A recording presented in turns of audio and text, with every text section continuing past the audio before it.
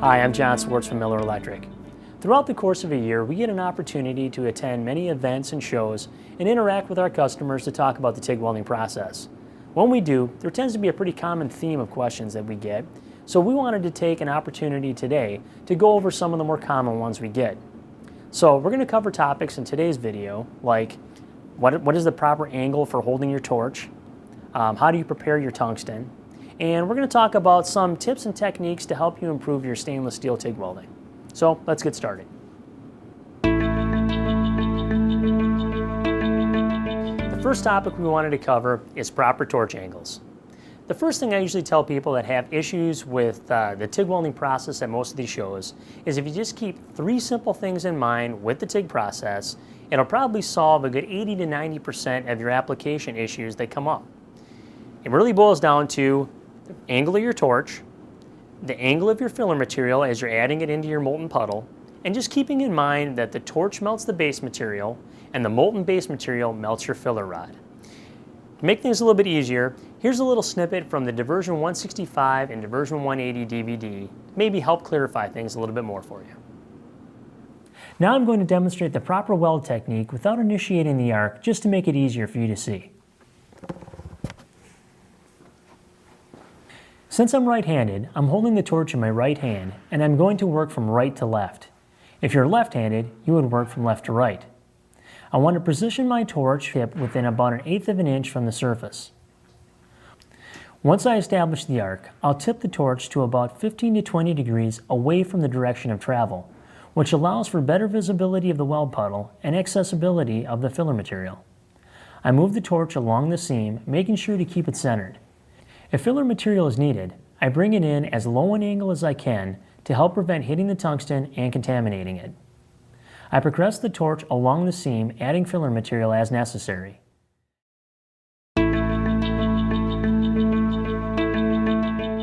So the next most commonly asked question we seem to get is, how do you prepare your tungsten?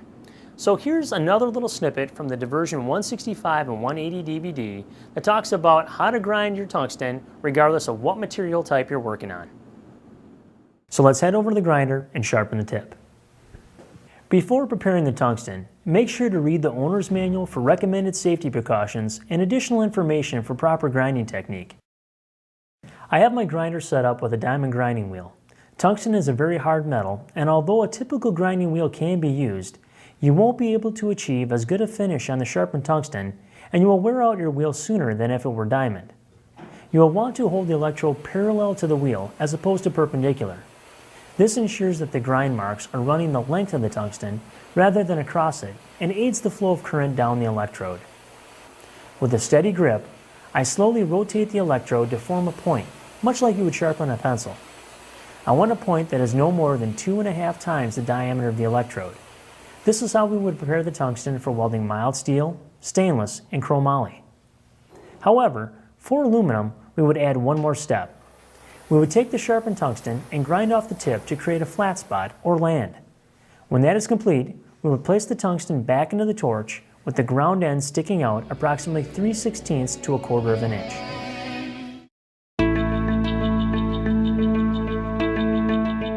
Now on to stainless steel. It seems like we typically get 2 pretty common questions when we're asked about that type of material. 1, how do I make my stainless steel welds look better?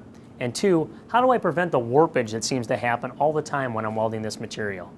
Here's a couple of examples that I can kind of talk through to show you how we can prevent both those situations. When it comes to the weld appearance and warpage issues with stainless steel, it really boils down to one key problem. Too much heat is being applied. And a good indicator of this is the color change the weld area goes through. Typically we're shooting for a light straw to a nice salmon color. If you're getting those deep dark purples to a gray that looks dirty and heavily oxidized, that's too much heat. Not only does it not look good, but it also reduces the corrosion resistance of your stainless steel. Too much heat also has an effect on warpage. Stainless steel is unique in the sense that it doesn't transfer heat as quickly as other metals do. So again, too much heat in a localized area is going to make the material warp. How do we counteract that? It may sound simple, but just by simply reducing your amperage and increasing your travel speed will help decrease the amount of heat being applied to an area. Another little trick is if you reduce the diameter of your filler material because it takes less energy to melt a smaller filler rod. And because of this, you don't need to apply as much amperage. Okay, hopefully these pointers helped out.